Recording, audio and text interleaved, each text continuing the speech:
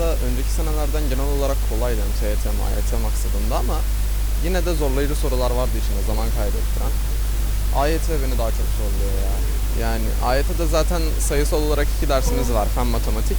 Matematik genelde daha zorlu oluyor. Genelde Evet. daha zorlu oluyor. Peki beklentiniz nedir sınavdan?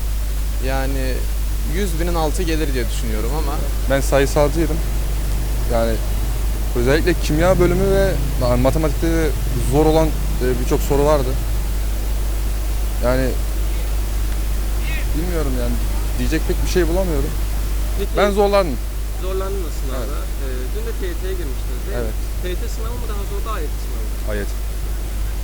Uzun değildi genel olarak ya.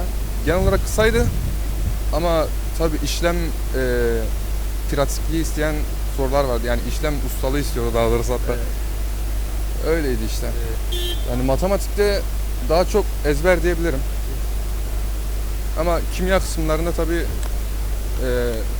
oralarda aslında kimya da ezber diyebilirim. O tür sorular zaten kimya, fizik derslerinde sürekli aynı soruların işte farklı Formülleri Aynen. kullanarak devam ediyoruz. aynı formülleri zaten kimyada mesela kimyada fizikte formül aynı yerine koyduğun sayılar değişiyor.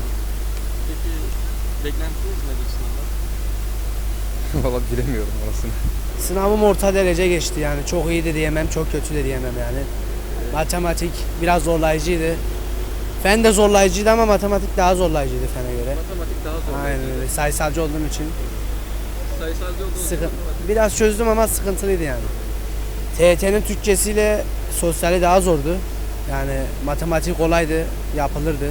Türkçesiyle sosyali eleyiciydi yani. Geçen seneninki daha kolaydı, bu seneninki daha zordu bana Sene göre. daha zor. Aynen size öyle. göre. Peki beklentiniz nedir? Ne düşünüyorsunuz? Vallahi bir 170 bin, 150 binlerde bir sıralama bekliyoruz.